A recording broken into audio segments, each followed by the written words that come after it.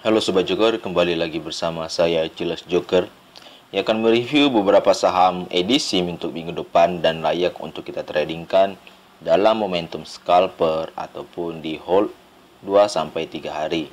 Sebelumnya, jika teman-teman tertarik dengan ulasan saham yang saya lakukan, bisa like, komen, dan subscribe channel YouTube ini, atau juga bisa bergabung di grup Telegram dan lini masa Stockbit yang linknya saya sudah sediakan di deskripsi video ini. Baik, langsung saja kita mulai review yang akan saya berikan. Posisi ISG di sini cukup membingungkan, di mana sebelumnya dia bentuk pola candle reversal dengan candle bullish divergent di sini, dan kita sudah close case dan sekarang berbentuk pola evening doji star. Cukup memprihatinkan. Kenapa? Karena potensi 6694 yang merupakan area all time high dan berhasil di break. Saya pikir momentum sudah cukup kuat menumbuhkan tren bullish yang cukup kencang, di mana banyak trader analisis fundamentalis yang berharap memang ISG akan bergerak mencapai area 6700.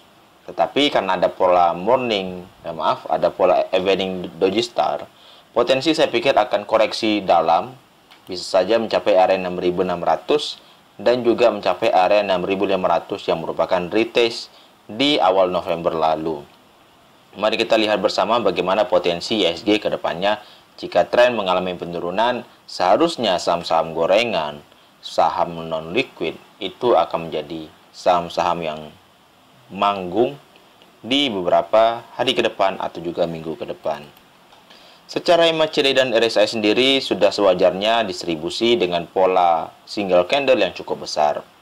Distribusi saya pikir akan cenderung terjadi dan layak kita pantau di beberapa emiten ini untuk fast trade. Yang pertama ada saham kayu.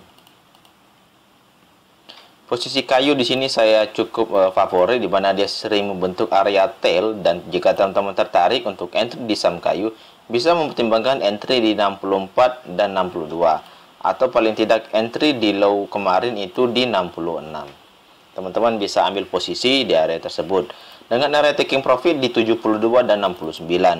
Secara MACD dan RSI sendiri masih mengindikasikan akumulasi. Dengan tren yang belum cukup bagus dan volume transaksi yang belum ramai, saya pikir saham kayu favorit untuk edisi minggu depan. Lalu ada saham Tefas. Posisi Tefas di sini cukup menarik, dia sudah bertahan di area base demand di 4630 sampai 4510.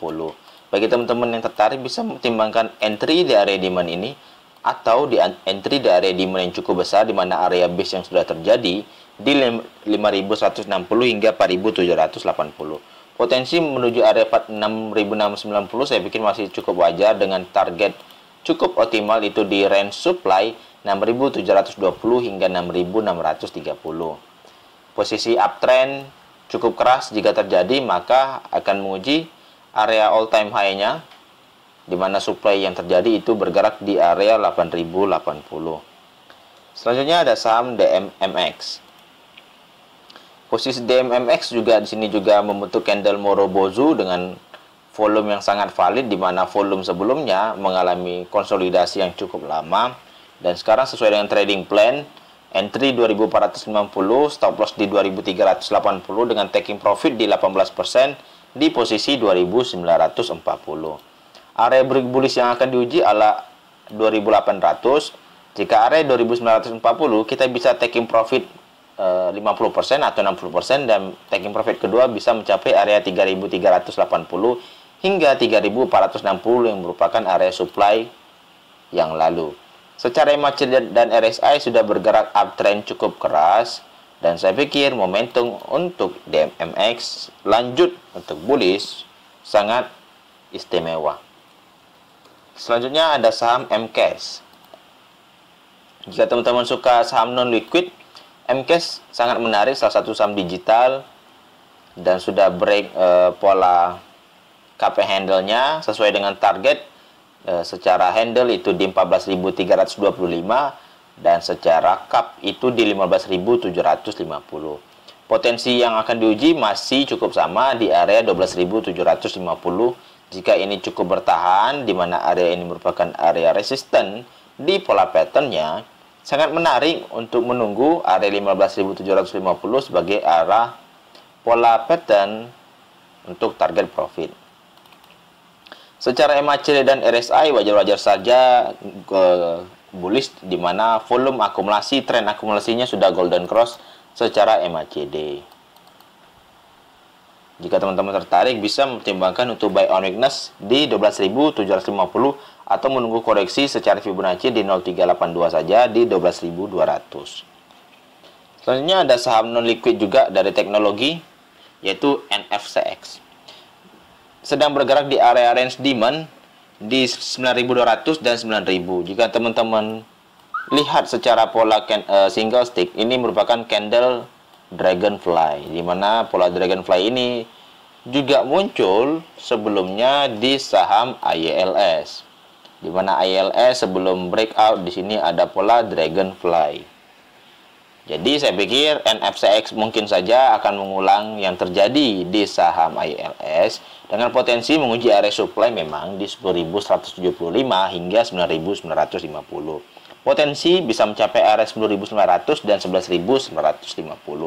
Area pembelian masih sama di 9.200 dan 9.000. Patut diketahui ada demand gap ya di 8.225 hingga 8.075. Secara MACD dan RSI sudah ingin mengindikasikan golden cross secara volume akumulasi dan saham ini layak diminati.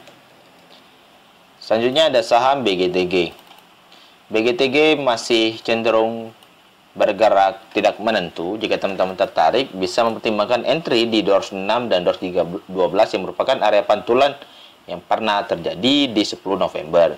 Mungkin saja hal yang sama akan terjadi di minggu depan. Potensinya masih cukup sama jika dia belum menyentuh area 236 dan tutup di atas. Posisi sangat berat menguji area resisten di 258 dan di 290. Area demand-nya masih cukup kuat saya pikir di rentan 206. Jika memang tidak kuat, potensi kita akan lakukan buy on weakness di 194 atau di 180. Secara MACD dan RSI sendiri masih mengindikasikan akumulasi dengan tren akumulasi yang cukup mengalami pelemahan. Layak diminati jika dia mampu masih bertahan di range demand-nya ini. Lalu ada saham OKAS. OKAS sebelumnya sudah saya review, di mana area range entry-nya masih sama ya di 79, 77 dan 75. Di sini ada range demand yang sudah dibuat dan mencoba menguji area supply terdekatnya yaitu di 88 yang cukup kuat. Jika dia mampu melewati area 88 ini, maka lanjut menuju area resisten pertama di 102, 108 dan 115. Secara MACD dan RSI sendiri sudah mengindikasikan akumulasi dengan volume transaksi kemarin itu cukup besar. Seharusnya OKAS lanjut di minggu depan. Selanjutnya ada saham TYRT.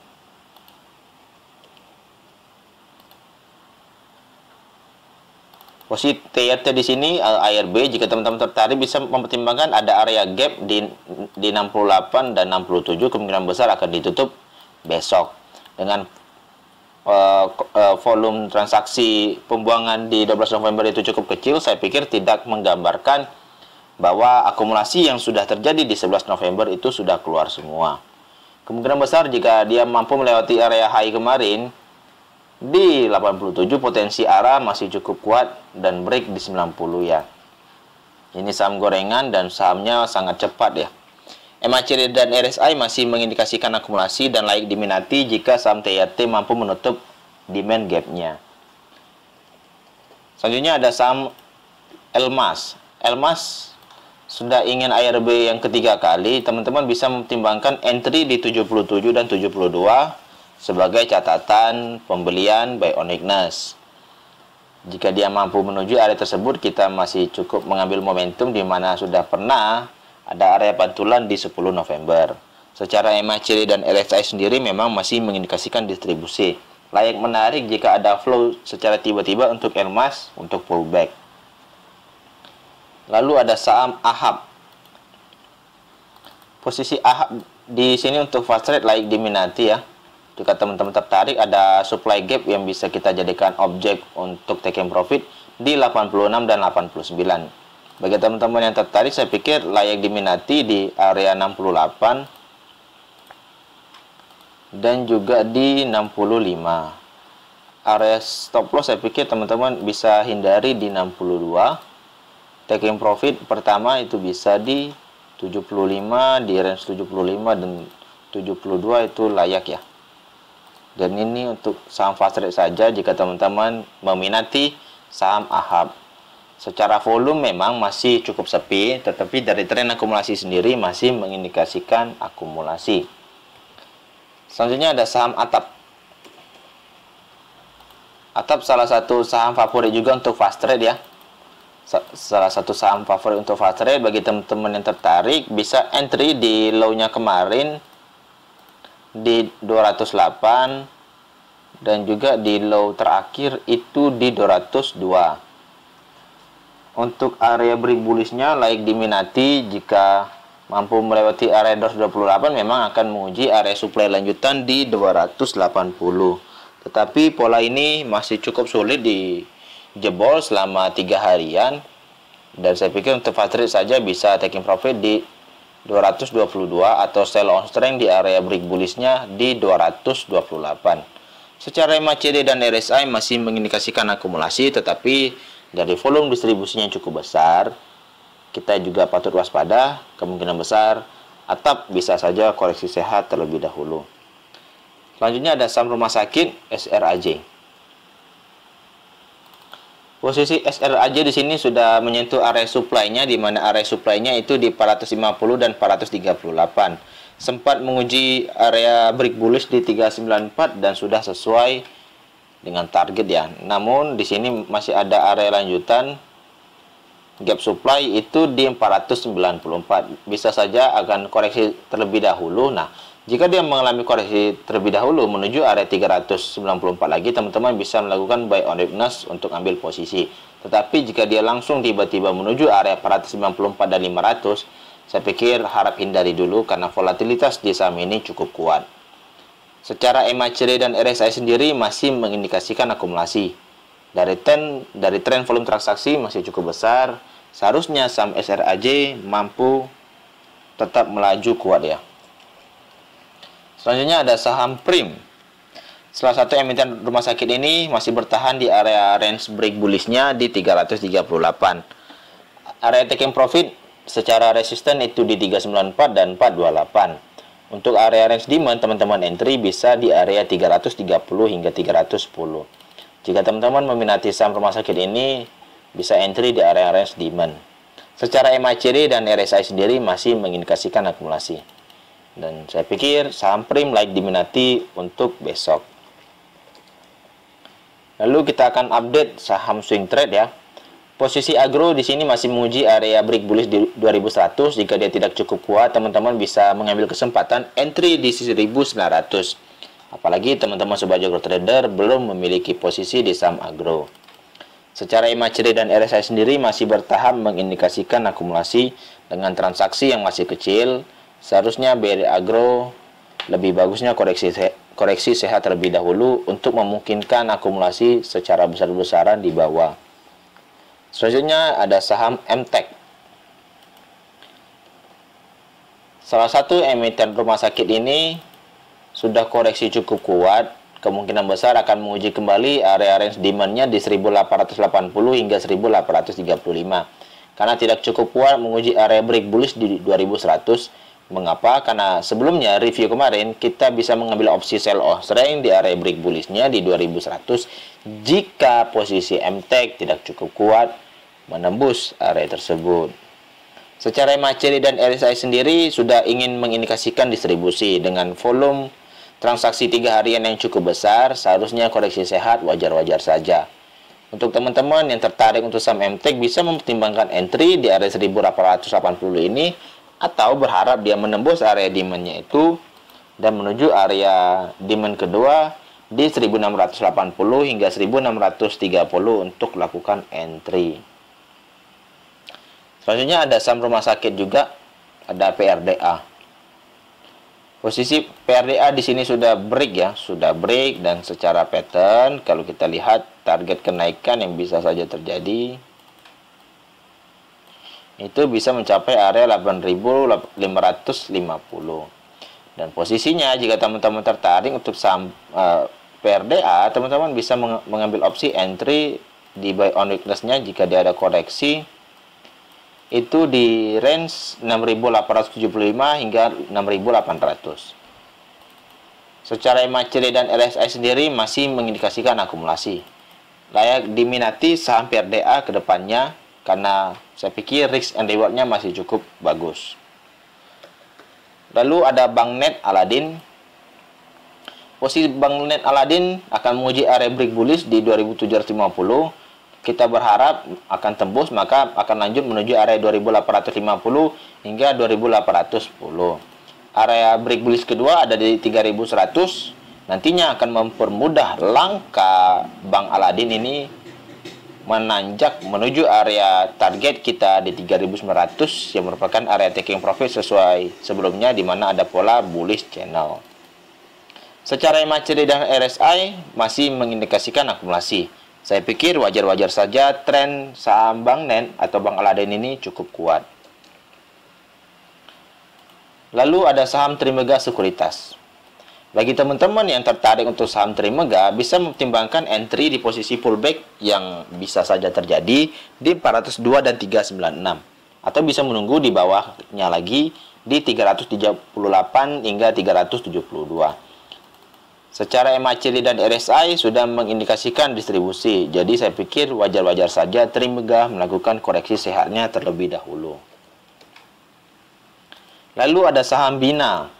Posisi Bina tidak mampu melewati area break bullish-nya di 4140.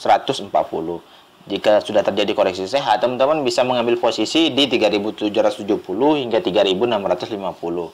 Apalagi posisi Bank Mini Digital terkadang melakukan hype secara tiba-tiba dan Bina memang merespon cukup lambat. Tetapi pada posisi Bank Mini Digital yang sudah down, Bina mengambil posisi yang cukup kuat. Jadi saya pikir ada timbal balik di saham Bina kepada saham Bank Mini Digital lainnya. Teman-teman bisa mengambil opsi dan momentum. Secara MACD dan RSI sendiri masih mengindikasikan akumulasi dengan tren akumulasi yang cukup lemah. Jadi saya pikir opsi untuk melakukan buy on weakness bisa saja terjadi. Yang terakhir untuk saham fast trade ada saham Fins Victoria Insurance. Di posisi ini dia sudah sangat suka sekali membentuk tail yang cukup besar, dan saya pikir teman-teman bisa mengambil opsi di area pembelian 112 hingga 110 dan taking profit yang dekat itu di 118. Taking profit kedua itu di 121 dan juga taking profit ketiga itu di 127 dengan batasan stop loss. Saya pikir area swing low terakhir itu di 109. Jika teman-teman ingin fast trade, ada entry di 112 hingga 110, cut loss di 109, taking profit bisa di 118, 121 dan 127 untuk fast trade. Secara MACD dan RSI wajar-wajar saja sudah melakukan tren akumulasi kembali di saham Fins. Layak diminati saham Fins untuk fast trade di minggu depan. Sekian dulu dengan ulasan saham edisi terkait updating swing trade juga dan saham fast trade untuk Sobat Joker Trader. Semoga kehadiran review untuk saham edisi kali ini mampu memberikan cuan bersama untuk kita. Jika teman-teman tertarik dengan ulasan saham yang saya lakukan, bisa like, komen, dan subscribe channel YouTube ini. Atau juga bisa bergabung di grup Telegram dan lini masa Stockbit, yang linknya saya sudah sediakan di deskripsi video ini. Sekian dulu, saya ucapkan terima kasih.